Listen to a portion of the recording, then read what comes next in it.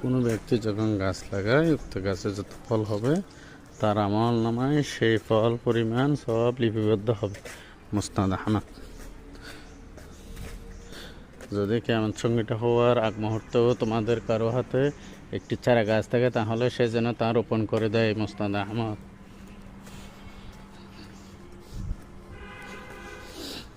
পাহাড় সমতল উপকূলে গাছ লাগাই সবাই মিলে, সবুজে বাসি সবুজে বাসায়, নগর প্রাণ প্রকৃতি সাজায়, জীবন প্রেম করে যেজন সেজন সেবিছে ঈশ্বর।